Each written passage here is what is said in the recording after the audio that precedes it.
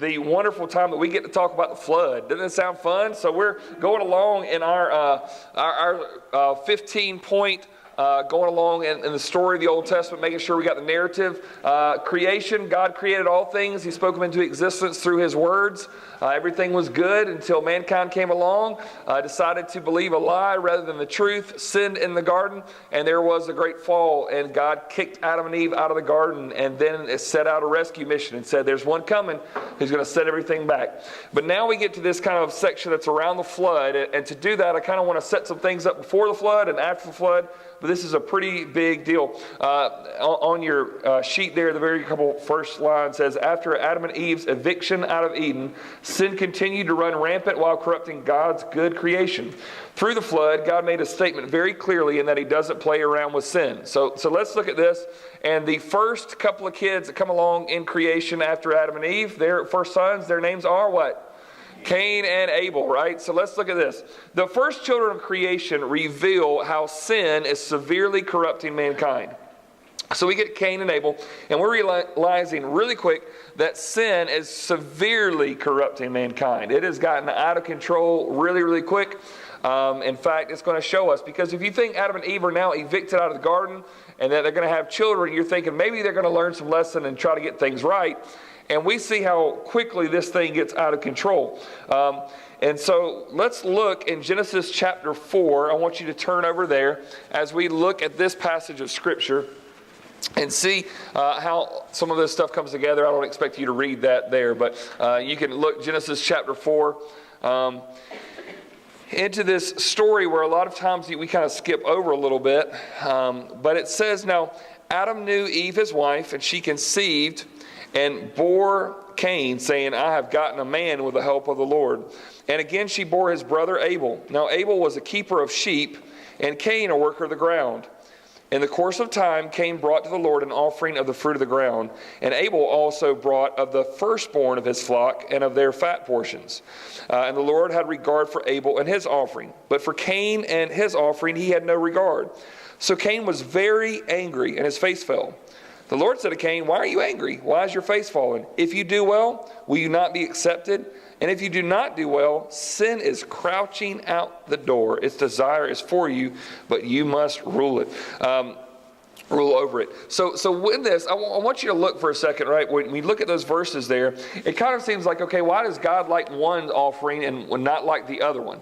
And so some people will say, well, one was a shepherd, one was a farmer, is that God prefers some offerings over the other. But there is a key word in verse 4 that tells us why God had regard for Abel's offering. I'll read it again, and I want you to see if you catch it. It says, and Abel also brought of the firstborn of his flock and of their fat portions, and the Lord had regard for Abel and his offering. Does anyone want to guess what that key word is? It's really important here. Firstborn, right? That it is the firstborn that is so important here, because the problem was not in the type of offering, but the quality of the offering. Okay? So what God has regard for, it wasn't that the fact that one was this or that, it was about the quality of the offering. And it's very clear here that Abel gives the firstborn, which means it's the best, right? It is the best. And so if God is honoring Abel's sacrifice, which was of the first, it kind of implies that Cain maybe not giving his best, but giving what? Just kind of what he has. He doesn't want to give too much here, but kind of do a standard thing that he's going to give. So the problem was not in the type of offering, but in the quality of the offering. And so throughout the Old Testament, and next line, God warned about giving leftovers. Okay, God warned about giving leftovers. When we think about this, there's a few different passages that I can think through, but this one is very important because it seems like God is upset with Cain because he gives him the leftovers. He gives him kind of just what he has, not a big deal here. Even more importantly, when you get into it, there's a book at the end of the Old Testament named Malachi. You remember Malachi? And right, Malachi comes on and he says, a son honors his father, and a servant honors his master. Well, where's my honor, says the Lord? Where's my respect, says the Lord, if I'm your father, if I'm your master? And they go, what are you talking about? We honor you. He goes, really? Really? By offering the lame on my altar, you honor me? And so what were these people doing? They were taking their weakest of the flock, those that were lame, those that weren't really beneficial to them, and saying, we'll offer this to the Lord. And so what were they doing? Offering leftovers. Offering whatever they could find, just once again, leftovers. It wasn't anything important. And God says, I have disdain for your offering because you're giving me, that's what it is. It's giving me leftovers. And so Cain murdered his brother Abel, who was created in God's image. So what happens as a result of this, because of Cain's jealousy, he murders his brother who was created in God's image. Now, does anybody feel like mankind has gone 0 to 60 rather quick? We're living in perfection and now we're killing our brother. That's about the first generation of born, but the second generation of this family line is coming in. This is very, very serious what's happening here, because this went here really quick, really fast. So look at verse number 8.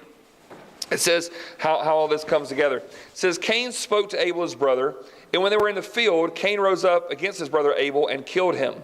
Then the Lord said to Cain, where is Abel your brother? Isn't that interesting? Think about Genesis chapter 3. There's a couple things that are very, very close here. Did you catch it? What it sounds like? Like God's just going, where are you, Adam? Right? Where is your brother, right? God's just sort of asking these questions he obviously knows the answer to, but he's giving them an opportunity, honestly, to fess up. He goes, where is Abel, your brother? He said, I do not know. Am I my brother's what? What, am I supposed to literally take care of the kid? I mean, come on, God. Am I his keeper that I watch over him? Verse 10, and the Lord said, what have you done? The voice of your brother's blood is crying to me from the ground. And now you are cursed from the ground, which has opened its mouth to receive your brother's blood from your hand. When you work the ground, it shall no longer yield to you its strength. You shall be a fugitive and a wanderer on the earth. Cain said to the Lord, my punishment is greater than I can bear. Behold, you have driven me today away from the ground, and from your face I shall be hidden. I shall be a fugitive and a wanderer of the earth, and whoever finds me will kill me. The Lord said to him, not so. If anyone kills Cain, vengeance shall be taken on him sevenfold. And the Lord put a mark on Cain, lest any who found him should attack him. Then Cain went away from the presence of the Lord and settled in the land of Nod, east of where? Eden. Okay, now I want you to look at that again, think of east of Eden, and just go back a page to chapter 3. Verse 24, when Adam and Eve were cast out, and it says that God drove out the man, and at the what part of the gate? The east of the Garden of Eden, he placed a cherubim. What you're going to see in the Old Testament, as we take this narrative approach, these people continue to drift further from the presence of God. They're going to start here, and they're going to continue to go east. At every kind of major thing, the biblical authors are going to say, oh, and by the way, when they traveled a little bit further east. And they went a little bit further east. A little bit. And why would they even include that? Because it's almost like they continually drift away from the presence of the Lord, getting further and further away. And so when Cain does this, he settles even further away than where Eden was. He's getting even further away from what God's presence was. So this is a sad, sad commentary, obviously, that in the first brothers, they are, one is killing the other. This is how serious this is. And this sin obviously is important because Abel had God's image stamped upon him. So after the first murder, here's a couple things that happens. Restorative worship begins. Okay, restorative worship begins. And what I mean by that is that they're trying to seek some type of restoration with God. The first time that we really see any type of any action or any type of wording that sounds like worship is going on happens here. In verse 25, it says, and Adam knew his wife again, and she bore a son and called his name Seth, for she said, God has appointed for me another offspring instead of Abel, for Cain killed him. To Seth also a son was born, and he called his name Enosh. At that time, people began to call upon the name of the Lord. So what's happening here? You go, what is that? That doesn't sound like somebody's having a worship leader and all this kind of stuff. What that is saying is, at this point, they're calling on the name of the Lord. It's the first time it's ever mentioned that now they're not walking with God face to face in the garden. They're going to call upon him. Sin has created a distance now, and at this point, this family, now we're a few generations in. Seth is having a son, and so now we're up to the third generation, and that's at that point, people are starting to call upon the name of the Lord, which means prayer, it means worship, it means intercession, it means calling out like, God, we need you, we want to, there's some stuff going on in our life, and we're trying to reach out, and you see what's happening? Up to this point, I mean, when it appears that when after Cain kills Abel, what's happening? God's just coming and talking to him, right? Sort of sounds like a lot of it like the Garden of Eden. He's like, where are you? What's going on? Where's your brother? Let me talk to you. But now we're getting even further away, east from Eden. They get further away from the presence of God, and now they're having to call out to God because it's almost like their separation is growing. A lot of times you'll hear people say something like this: if you feel like God is absent from your life, you need to realize who moved, right? God doesn't leave us. He never forsakes us. But if we feel distant from him, it might be because we're the ones who moved away. We're the ones who created some distance there. So that's happening. The restorative worship begins. Number 2, Adam creates son in his own image. Adam creates a son in his own image. Chapter 5, verse 3, it says a remarkable thing. Because in chapter 1, verse 26, you look down the bottom of that slide, it says, first creation of Adam says that God said, let us make man in our image after our likeness. So Adam was created in the image of who? God. Now look at chapter 5, verse 3. When Adam had lived 130 years, he fathered a son in his own likeness after his image and named him Seth. Now do you see the intentional wording of this? Obviously, it's not like Adam is going, all right, I'm going to create something that looks just like me, right? He's not doing that necessarily, but the author of Genesis is really telling you something that's happening here. They're getting further away from the image of God, and they're starting to think like, I'm responsible here. And I'm wanting, follow this, Adam was wanting his son to look more like him than look like God. Sin is starting to even settle in deep down in here, that they're saying, you know what? He fathered a son in his own likeness after his image, that there's a transition that's taking place here, that now Adam's not wanting to reflect the image of God anymore. He's wanting his son to reflect his own image. And I know that we could go on a whole tangent here that I'll spare you from. But a lot of times there can be parents who want their kids to fulfill their own dreams rather than reflecting the image of God, right? This starts right here, folks. This starts right back here of going, I want you to do this. Sometimes parents are, I want you to do what I do. I want you to inherit the family business. I want you to act like me, talk like me, walk like me. Sometimes it's, I want you to do what I never got around to, right? I want you to run faster than I could. I want you to play this sport better than I could. And so I'm going to live out my dreams vicariously through you. And here's what's happening here, that he is creating a son in his own likeness after his own image. And this is a very telling thing of what's happening. Also, this gets us to the kind of the main thrust of this, that God is so grieved over the increasing wickedness, he plans to destroy this once good earth. So he is so grieved over the increasing wickedness. He is so overwhelmed by it. He plans to destroy this once good earth. In Genesis 6, verse 7, it says, so the Lord said, I will blot out man whom I have created from the face of the land, man and animals and creeping things and birds of the heavens, for I am sorry that I have made them. All right. Now, as you turn the page over there, I want you to really look at the bottom of that verse there where it says, I am sorry that I have made them. Now, this is a challenging verse if you never really thought about it. But when I say I'm sorry that I did something, that means I'm being somewhat repentant, right? I shouldn't have done that. Man, I'm sorry. Is God sorry like he made a mistake here? No, but what does this mean, right? Like you look at it going, okay, but we need to know specifically, like what does it mean that God's saying, I am sorry that I have made them, that this is something that I'm going, oh, I wish this never would have happened here. If God's not repentant for something he's done wrong, what does it mean that he is sorry? At your table, somebody share a great insight. On your mark, get set, go. All right, at your table, who had a really good answer? Anybody have a really good answer? You point to them really quick, okay? Somebody tell me, what do you think it means that God was sorry that he had made the people? Grief? Okay. Dismay. Was he shocked by this? I don't think he was shocked, but it's something just when it actually happens, right? You're disappointed. You ever had that child that you said don't touch this and you know they're going to anyway?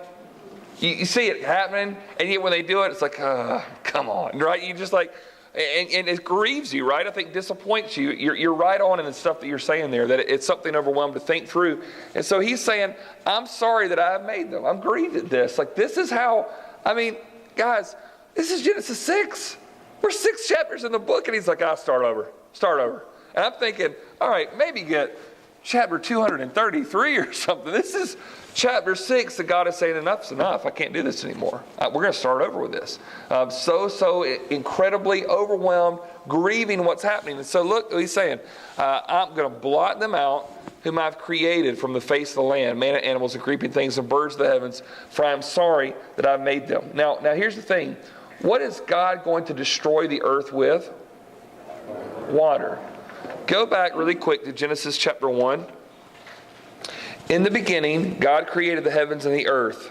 The earth was without form and void, and darkness was over the face of the deep. And the Spirit of God was hovering over the face of the waters. Okay, now I'm just going to get your head to hurt just for a little bit, just because. So God created something out of nothing, and yet there are waters there in this first little bit. Okay? Now just think about that for a second. He creates it. The earth was without form and void, and darkness was over the face of the deep, and the Spirit of God was hovering over the face of the waters. Well, water seems like something, right? So does God just freeze certain stuff and then shape it and make the mountains? Like, what does that mean? Some people would think it means this, that when God first starts creating, is that then all of a sudden he says, okay, now let me speak like matter into existence. And so it's, like it says, it's without form and it's void. There's no shape to it. Think about water. There's just kind of like it moving, right? There's not necessarily a shape to it. And then I got to fill it with something. So some people think maybe he started that, creating that substance or whatnot. But also, how many of you, like, even if you love the beach, how many of you are just really fearful of swimming real deep in the ocean? Can I get a hands raised here? Okay, great.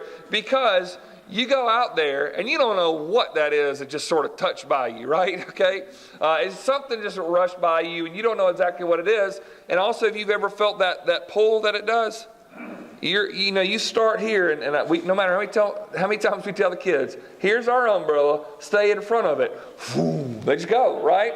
Dad, I'm not moving. I know you're not moving, but the current's taking you somewhere, right? It's just always, you don't ever stay. And that water starts dragging you there. And so is there a reason why the Jewish people in the Old Testament were fearful of the deep? Yeah, there is. It's just chaotic, right?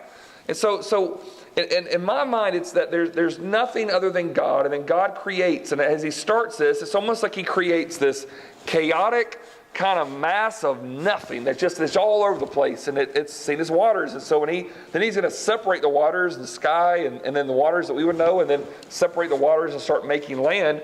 So it's almost like God starts this. But isn't it interesting that the very first thing that he looks at says this is chaotic, there's no form to it, and this is kind of like before creation is the very thing that he's going to bring upon the earth when sin comes. It comes back to water, filling the earth, just overwhelming. There's no form to it anymore. It's just complete chaos. You can't live on it anymore. He brings it down. Interesting enough, Revelation tells us that in the new heavens and the new earth, what will no longer be there? Does anybody remember? The sea. Sea won't be there. Why? Because it's chaos. It's unstable. It's you don't know what's out there. Not in the new heaven and new earth. That goes away. So God creates everything from this water, starts putting it together, and then through the flood, it's almost like he's destroying what he did just by even the manner that he created it. So he is reversing what happens at creation and bringing that water right back on the people to start this off. So let's start here with Noah and the ark. And I bring this first point in here. This story is not a cute tale for children. It reveals the immense wrath of God. Now, I put those pictures up because you just do a little Google search on Noah and the ark, and that's what you get. Okay? Some of you have gone to the ark in Kentucky, Ohio, right? Okay, so you see this? Do y'all remember the room that looked like this? Where it had all these little cute, like little pictures and whatnot, and there's a quote on it. I can't remember what it says, but basically says, hey, if you really want to nullify what this is, make this more like a cartoon than a serious expression of God's wrath, right? This is, out of all things that we would see in the Bible, this is the nursery choice for all believers, right? If there's going to be a theme that goes, I remember we were in Babies R Us getting nursery material, and there's, storks, and there's, little jungle things, and there's one biblically inspired theme, and it's this. It is the time where God drowns all of the other animals and all of the other people, right? And so you get your little child there in the nursery and say, hey, Dad, why are all those animals on the boat? Because God's drowning all the rest of them. Sleep tight, dear, right? It's just this, it's not a really cute story, but we talk about it a lot because there's animals in it. They come in by twosies, right? And it's something that we look at. But I say this, that this is a serious, serious story. And part of me thinks, once again, this should happen hundreds, thousands of years on in, further on into the Bible or something like this. But this happens the 6th, 7th chapter of Genesis because I think God is trying to say for the rest of the Bible, I take sin very seriously. And I want you to know how serious I take it. And that one day my wrath is going to come in a different way, and I want you to wake up. And I want you to know how serious I take this. And so I think in the early days, he is trying to remind these folks of how serious he takes sin. Number 2, Noah was spared by God because he found favor with him. Genesis chapter 6, verse 8. You can actually turn there to Genesis chapter 6.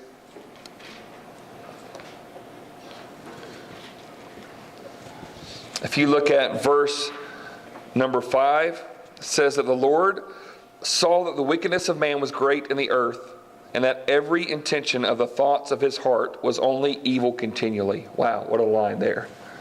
The intention of the thoughts of his heart was only evil continually. Do you ever happen to wonder, when God looks down at us right now, what he would think? I mean, the commentary that he would say on our nation right now. Commentary that he would look on in our hearts and what's going on. What would he say about us? It says, verse 6, and the Lord regretted that he had made man on the earth, and it grieved him to his heart. So the Lord said, I will blot out man whom I have created from the face of the land, man and animals and creeping things and birds of the heavens, for I am sorry that I have made them. But Noah found favor in the eyes of the Lord. Here's one thing for you to know about this. Then when it says found favor, that word can also be translated another word that's very important for our biblical understanding. Favor can also mean grace. Favor means grace. So when it says that Noah found favor in the eyes of the Lord, it is completely acceptable for you to say, but Noah found grace in the eyes of the Lord. Is Noah sinless? No, he's not sinless. In fact, there's a lot of things that we're going to find out that are kind of wrong with Noah, and yet he found favor in the eyes of the Lord. He found grace. God is going to give him grace. And so God tells Noah to build him a boat, right? He says, I want you to build a boat, and it needs to be really big because it's going to rain. And Noah says, oh, okay, well, how big does it need to be? He goes, I'll give you specific instructions on how this boat needs to be because a flood's coming. And at this point, as far as we know in history, they've never experienced anything like a flood. In fact, some people believe that rain has not happened on the earth until this moment. I had a biology professor. He had a lot of different, he was creationist, biblically minded guy, but had a lot of different thoughts about how this kind of stuff could happen, but even thought that up to this point, you remember that up even in verse 3 of chapter 6, it says, then the Lord said, my spirit shall not abide in man forever, for he is flesh, his days shall be 120 years. This is the time where God stops kind of how long people will live and not going on like Methuselah for 969 years. He's going to slow this process down to that. So the thought process is that if someone is, he's going to stop how long people are living and kind of shorten this. And a lot of people, there's some people who have belief that because of what they would call the firmament that was around the earth was basically what, imagine a huge water balloon that God pops and all of a sudden the flood comes out of it. There's this huge amount of water that circled around the earth at that time, protecting it from a whole lot of things, as well as if that water is around the earth, there's a lot more oxygen, the air is a lot better, it's just a really good kind of place to live, and then God's going to kind of pop that balloon, all that stuff's going to come down, and it's a different place from that point on. Well, when you think about that, is that if you think about a man who lives 120 years versus 969, right, in our own biology and what happens anatomy-wise, right, there's a certain point that we grow as a human, and then what happens to us? kind of stay, right? And someone's got, no, you start shrinking. Maybe you do, right? But you grow to a certain place, and then at some point, you kind of just stop there, right? And so Methuselah was not any bigger at 969 than he was 120, right? Probably wasn't that much bigger than he was at 18.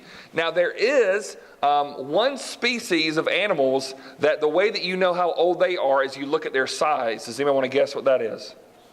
Okay, snakes can, which is part of the lizard, right, family, right? So imagine, for example, if you're living in a time where people are not living 120 years, but they're living 969 years. If you had a lizard that wasn't living for 120 years, but 969 years, what would they look like? Oh, there you go. There's dinosaurs and stuff like this that are happening that are just these gigantic animals that go, whoa, how'd they get that big? So a lot of people go, do you believe in dinosaurs? You don't see them in the Bible? Sure you do. Sure you do. There's all types of evidences of what you see, even in the book of Job. Job is going to talk about these gigantic animals and whatnot, and I believe that there could be lizards that would live a little bit longer that would have the same type of things. Is that possible? Without a doubt it is for me. It makes a whole lot of sense. Would a dinosaur fit on the ark? No, he'd just get one of the baby lizards, okay? That's what we're going to fit on there. So with this, you can see how that could easily happen. One of the other arguments that people have against people having a understanding of the Bible is that if you look at what our fossils and you look at geology and different things about what the earth says, it looks like that the earth is millions, if not billions years old, right? And then if you look at the Bible timeline, it looks like it's a few thousand years old. Houston, we have a problem, right?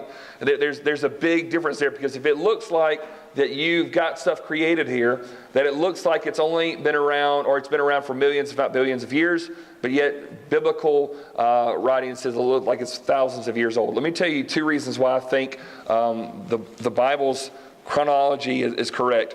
Here's the first thing. When God created Adam, what age was Adam when he was created? We really don't know, but was he a baby? No. Was he a toddler? No, he was, everything we can tell, a fully developed man, right? So, and when Adam got the breath of life in him, God says, hey, Adam, eat of all these trees, but not this one. Can you eat of an apple tree once you just put that seed in the ground? No, it takes a long time, right? Probably about 20 years. Some trees is going to take 20 years before you can really start seeing the fruit of it. So when God created the trees and he started them as a little seed in the ground, now they were established trees that looked like they've been there maybe 20 years or 100 years or whatever. The mountains, it didn't like they were just sort of like just growing, or the Grand Canyon just starting, right? Like this, he started the world shaped very intentionally, and it looks a lot older than it is day one, right? Adam's going to look grown. The trees are going to look grown. The earth is going to look aged, because if it just looks brand new, I mean, everybody loves brand new stuff, but it's got to be enough in there for trees to be producing fruit, to be able to cover shade, that stuff's going on there. So he starts the world looking older than it is, right? If Adam's older than what he actually is, then also the earth is. The second thing is this. Any of you ever had water damage in your house? You know what it does? Just a little tiny drip, right? Oh, it won't mess up the hardwood floors, will it? Oh, it will. Just a little water coming to the ceiling. Not a big deal, right? What happens? It's devastating. I think it was my 30-year-old birthday, maybe, and Amanda was getting some things together for me, and the kids were with her, and I was sitting there in our playroom at the house, and all of a sudden I could hear the sound of trickling water. And I thought, what in the world? Where's that coming from? I start looking around, and I just see a little trickle of water like coming down the side of the wall. And so I'm like, what in the world is coming under the thermostat? I see it's coming all the way from the ceiling. And then all of a sudden I hear it coming from another place. And I see the ceiling fan. Water starts coming from a ceiling fan. The ceiling fan's going, so water splashes me. I thought, oh, that's kind of weird. And then it comes from that ceiling fan. I'm thinking, there might be a problem here, okay? And so I run up to the attic in our playroom and realize that as I get the attic down, now it's like buckets of water are starting to come through the ceiling all over the place. And I have no idea what's going on. I throw down the attic stairs. I go up there, and the hot water heater has burst. And I would think that there's, this kind of release valve that sort of allows you the pipe to sort of, in case this happens. And when we had just bought this house, the inspector had gone in there, and I don't just go in the mornings and just go, I wonder how the hot water heater looks. Just don't what I normally do. I just think it's inspected right. there was a pipe that was supposed to be, just in case it burst, to be able to send the water outside. And the pipe was there, and the hookup was there. It just had never been connected. They were like this far away. Just literally this far away. And so this was a 50-gallon tank, and I probably stopped it when just about half of it had emptied out in our playroom. And I'm saying buckets of water just coming through the ceiling. I finally got it turned off and whatnot. But by the time I'm literally down there, Amanda walks in the door with a birthday cake. She's like, what's happening? And I was like, this is the perfect 30-year-old birthday party ever right now. Okay, like, our playroom is getting flooded with water. And so just follow me. I mean, maybe 25 gallons of water went through that ceiling. And that ceiling was about that time, about 25 years old. But you know what happened about a couple of days later? It looked a lot older than 25 years, didn't it? A lot older. It was so messed up. So much, more than circles, stuff falling apart, all completely messed up. There was so much work that had to be done to that ceiling, and was it ever the same? No. You can try, but when water gets in stuff, just even 25 gallons of it, right? Just 25 gallons makes a huge difference in the way it looks, the way that it operates, and also just the way it just looks age-wise. Now imagine, not 25 gallons of water. Imagine the entire earth is hitting a rainstorm that doesn't stop for 40 days and 40 nights. So much so that it covers the tops of the mountains. And so much so that it takes about 150 days for that water just to settle in after that flood to get where you can actually walk on the ground. Do you think the earth possibly looked a little bit older after that rainstorm than what it started with? I mean, significant. So if you do have a 969-year-old lizard that drowned in that and all that water, what happens to where those fossils do lie? They sink down so far into the sediment that they look a lot older than what they probably are. Now, do I have an understanding and a complete timeline of how old the world is? And there's a lot of different things. No, I don't, but I want you to see how a flood of this magnitude would change the entire makeup of what we understand as the world today.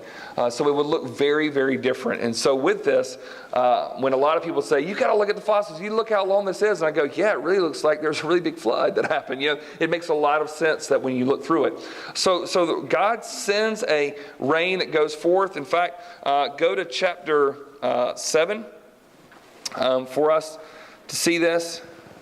Actually, go to chapter 6 just for a second, verse 11. Chapter 6, verse 11. It says that now the earth was corrupt in God's sight, and the earth was filled with violence, and God saw the earth, and behold, it was corrupt, for all flesh had corrupted their way on the earth. And God said to Noah, I have determined to make an end of all flesh, for the earth is filled with violence through them. Behold, I will destroy them with the earth. Make yourself an ark of gopher wood. Make rooms in the ark covered inside, and then it sort of explains how all this will happen. So here's the deal. God says, I want you to build a boat. I want you to build it out of wood so that your family can be safe. God's wrath is going to come against this wood. And if you're on the other side of it, you'll be safe. Chapter 7, verse 1. Then the Lord said to Noah, go into the ark, you and all your household, for I have seen that you are righteous before me in this generation. Take with you 7 pairs of all clean animals, the male and his mate, and a pair of animals that are not clean, the male and his mate, and goes on from there. Go down to verse 11. In the 600th year of Noah's life, okay, this is going to be the last guy who kind of lives this long, right?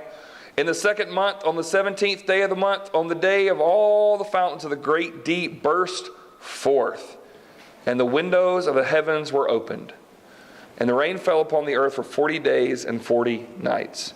On the very same day, Noah and his sons, Shem, Ham, and Japheth, and Noah's wife and the 3 wives of the son, with them entered the ark. They and every beast according to its kind, and all the livestock according to their kinds, and every creeping thing that creeps on the earth according to its kind, every bird according to its kind, every winged creature. They went into the ark with Noah, 2 and 2 of all flesh, in which there was the breath of life. And those that entered, male and female of all flesh, went in as God had commanded him. And wait for this, and the Lord shut him in. The Lord's the one who closes the door. You in? Good. Outside closes it. Now we can begin. And the rain starts. And so the flood begins to happen upon the earth. Look down at verse 17. The Lord continued 40 days. The flood continued 40 days on the earth. The waters increased and bore him up the ark, and it rose high above the earth. The waters prevailed and increased greatly on the earth, and the ark floated on the face of the waters. The waters prevailed so mightily on the earth that all the high mountains under the whole heaven were covered. The waters prevailed above the mountains, covering them 15 cubits deep, and all flesh died that moved on the earth, birds, livestock, beasts, all swarming creatures that swarm on the earth, and all mankind. Everything on the dry land, in whose nostrils was the breath of life, died. He blotted out every living thing that was on the face of the ground, man and animals and creeping things, and birds of the heavens. They were blotted out from the earth. Only Noah was left, and those who were with him in the ark, and the waters prevailed on the earth 150 days. That's how serious this is with this. Now, the ark comes, and once again, you've now got 4 couples and 1 couple of every type of animal.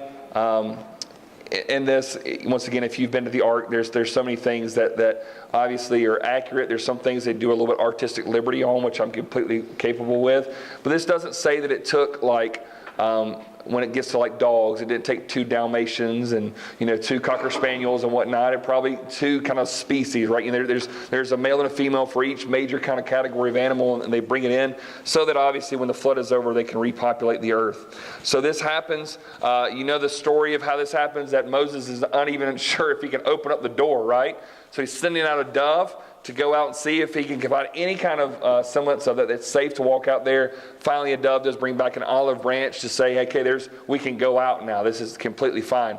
Well, number 3 says this way: even though Noah was favored, he was not sinless, even after watching God pour out his wrath on sinners. Even though Noah is kind of the hero of this story, and so for so many people, he's the righteous guy, right? Well, he's more righteous than everybody else, but he doesn't have it all together.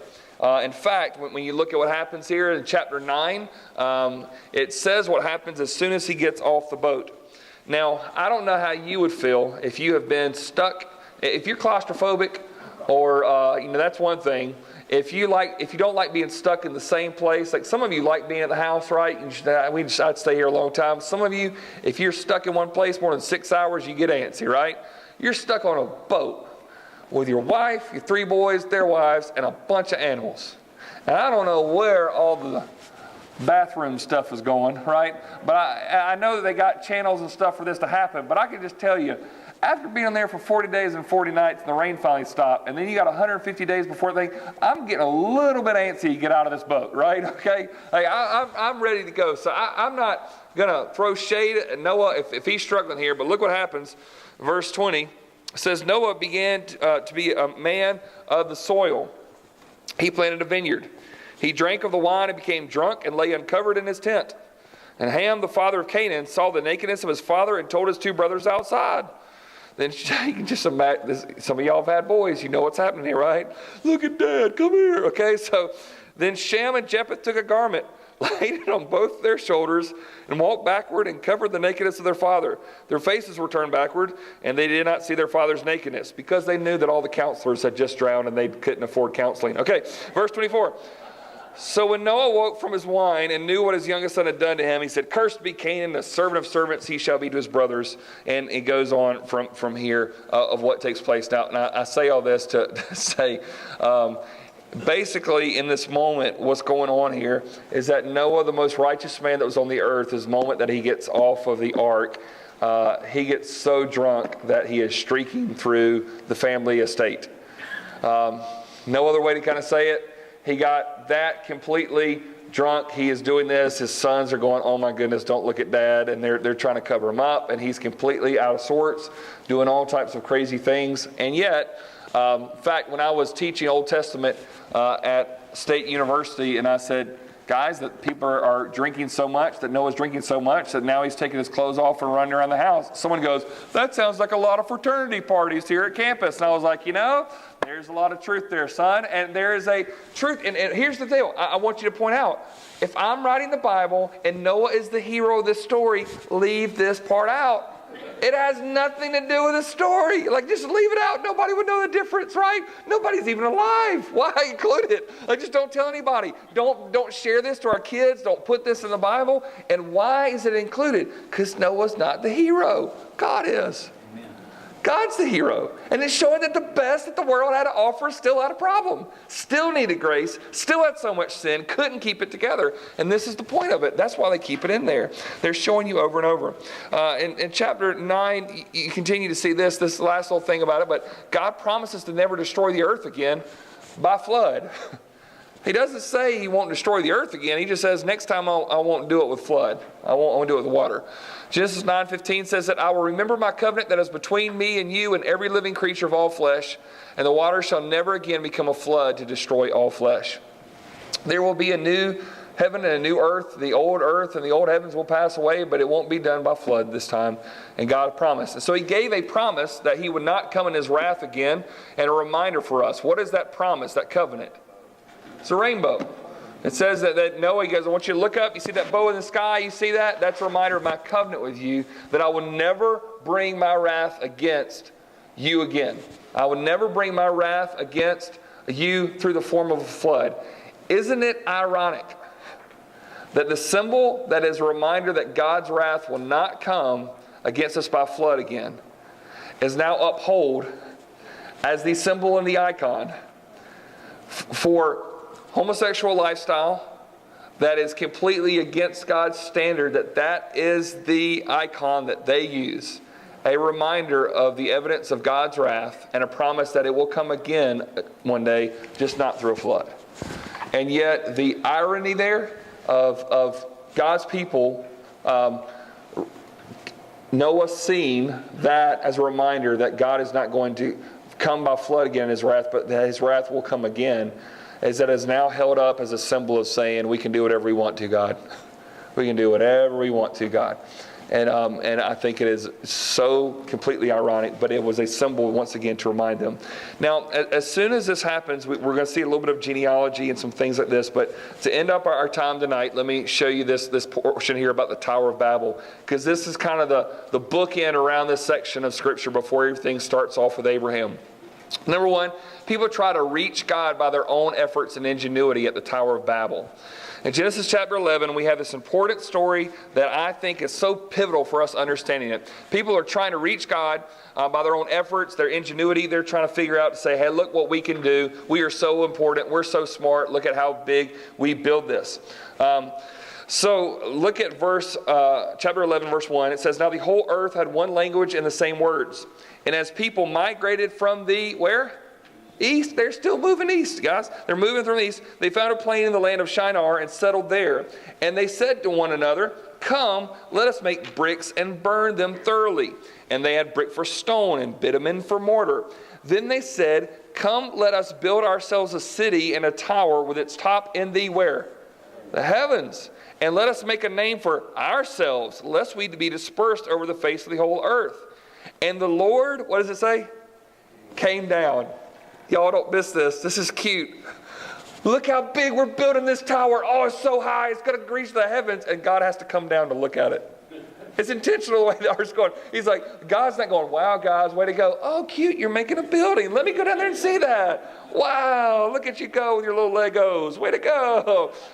He looks down at it because man's biggest efforts, still so tiny to God. Still so tiny to God. So number two is this. They desired security, so they built a city so they wouldn't be dispersed. They wanted security. They said, look, we want to build ourselves a city and a tower with its top in the heavens. Let's make a name for ourselves, lest we be dispersed over the face of the whole earth. Problem was this. God had given the command, be fruitful and multiply, fill the whole earth. Fill the earth with my image. I've stamped my image upon you, and I want you to make babies and have families and start new areas and spread out, because I want my image all over the earth. And they go, let's stay here. Let's stay here. Let's see how many we can sort of lock into this place. And so they're being disobedient. They wanted that security. Number three, they desired comfort, but God wanted them to spread his glory everywhere. He told them to be fruitful and multiply, increase greatly on the earth and multiply in it, but they desired comfort. They didn't want to go anywhere. They wanted to stay right there in that spot. And so they said, let's see how long we can stay here. So they desired comfort, but God wanted them to spread his glory everywhere. And number four, they desired glory, so their efforts were an attempt to make a name for themselves. They said it. We want to make a name for ourselves. We want people to look at us, at what we've accomplished, at what our hands can do. And if their desire is to make a tower that reaches heaven, here's the idea that it's coming across. We're going to reach God on our own efforts. We'll get to heaven by our own way. God's not coming down like he used to? Fine. We'll build it high enough where we can storm the castle walls and get in there. We're going to do it. We're going to keep building. We're going to do it. And so it's not, right? It's not that God is coming down to us, but that we're going to go to God. And that is a complete antithesis of the entire biblical passage, right? Even Jacob's ladder, what do you see? God's coming down to us through that ladder. So now we're going to reach up there. God has to come down to us. And so they're going to try to build this on their own effort. Number 5, God stops the rate of sin by separating them and making their speech like what? Babel. B-A-B-B-L-E. Verse 7, he says, hey, come, let us go down there and confuse their language so that they may not understand one another's speech. So you can just imagine what happens here, that you go up to the construction site that day and you've been speaking whatever language, and then all of a sudden, Joe's not speaking the language he was speaking yesterday. And you're trying to tell him to, put this there and get that brick there and whatnot, and you can't understand each other, and you get frustrated. If you've ever been in a foreign country where they speak something other than English, it's frightening. It is. There's no way around it. Which makes me very sympathetic to people when they come here and they can't understand English, and you can have all kinds of political views about whatever it is. I'm just saying, if you come to this country and you don't know English, it is scary. It's very scary. And so when you go somewhere else, so you can just imagine like going, you're trying to communicate, and he should understand, and they can't understand each other, so they get very, very confused. Look at, in fact, if you go back to verse 5, the Lord came down to see the city and the tower which the children of man had built. The Lord said, behold, they are one people. They have all one language. And this is only the beginning of what they would do. Nothing that they propose to do would now be impossible for them. Come, let us go down there and confuse their language so they may not understand one another's speech. So the Lord dispersed them from over the face of all the earth. And they left off building the what? The city. Therefore, its name is called Babel, because there the Lord confused the language of all the earth, and from there the Lord dispersed them over the face of all the earth. And so what happens here is, why would God do this? Because sin and their pride was so rampant that when God separates them, it slows down the tide just a little bit. Okay, you're going to have to start creating things on your own, and it's not going to be you trying to make your way to God. You're going to have a different focus now when he slows it down. And so they left off. So I just imagine, right? This tower that's really impressive, and it just stops. Just capped off. Trying to build a city, trying to build a tower, and all of a sudden it's gone and it's never finished. And all these people go away in different languages, and now what in the world do we do? Well, if you look at chapter 12, just look at chapter 12, the heading of that chapter says the call of who? Abram. So he leaves off this city, leaves off this tower of people trying to make their way to God. And the very next thing he does is, I've just separated you as nations, but now I'm going to bring one that's going to bring all the nations back. There's going to come somebody from your family, Abram, that all the families of all the nations of the earth will follow. And so he separates them. So I go, God, why in the world did he separate them though? They were all together. Now this is going to make things complicated. I want you to turn over to Acts chapter 2. I know this is an Old Testament survey, but just trust me here for a second. There's a lot of places we can go to, but just for time's sake, let me show you these two here tonight, and then we'll be done. When Jesus was ascending into heaven, remember when he gave the Great Commission, he says, all authority has been given to me in heaven and on earth. Go therefore and make disciples of how many nations? All of them. Go make disciples of all the nations. I'll be with you as you do this. But this happens that, number 6, you can go ahead and write this in the blank, but on the day of Pentecost, the Holy Spirit began the reversal of Babel. And you may think, well, how is Pentecost and Babel related? Let me show you how this works. So Jesus has just ascended into heaven, and he told them to wait for a special power that was to come upon them, right? I want you to wait. So in Acts chapter 2, verse 1, it says, when the day of Pentecost arrived, by the way, the day of Pentecost was a holiday when they remembered that when the word of the commandments came down to Moses. So they're all celebrating, going, remember when God spoke to us and gave us laws? They were all together in one place. And suddenly there came from heaven a sound like a mighty rushing wind, and it filled the entire house where they were sitting. That sound came from where again? Heaven.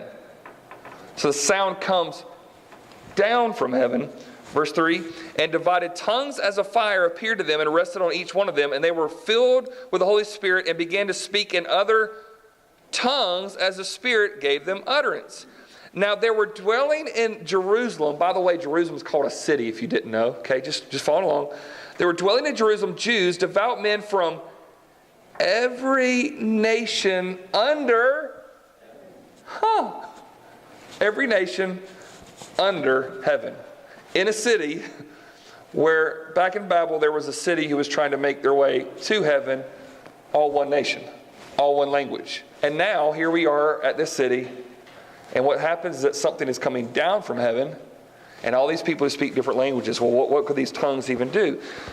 Verse 6, and at this sound the multitude came together, and they were bewildered because each one was hearing them speak in his own language. And they were amazed and astonished, saying, are not all these who are speaking Galileans? How is it that we hear each of us in his own native language? Parthians and Medes and Elamites and residents of Mesopotamia, Judea, Cappadocia, Pontus, Asia, Phrygia and Pamphylia, Egypt and the parts of Libya belonging to Cyrene, and visitors from Rome, both Jews and proselytes, Cretans and Arabians, we hear them telling in our own tongues the mighty works of God. And they all were amazed and perplexed, saying to one another, what does this mean?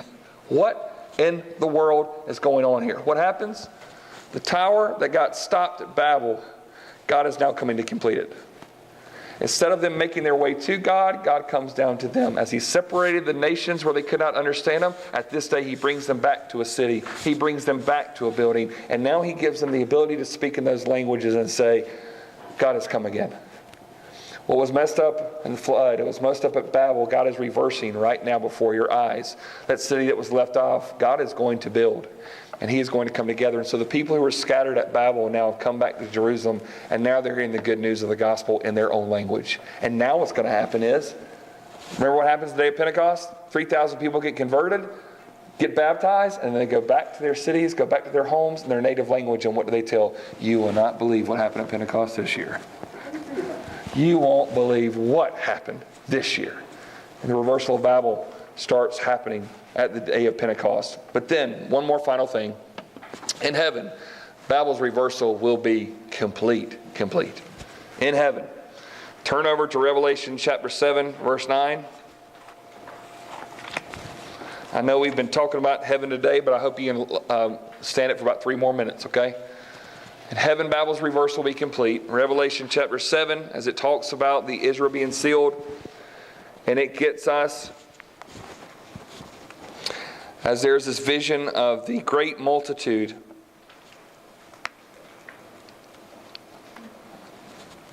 Think about how Adam and Eve started a migration east, and people just continue to spread out all over the earth, separated by language, separated by sin.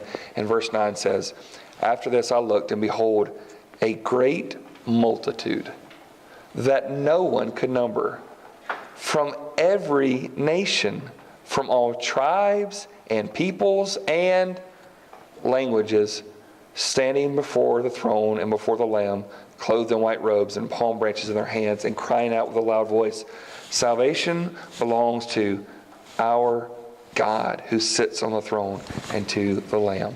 What happens here is that there's a point that when Babel was separated, that God has now brought them all back together. In fact, just to prove it one more time, go to chapter 21.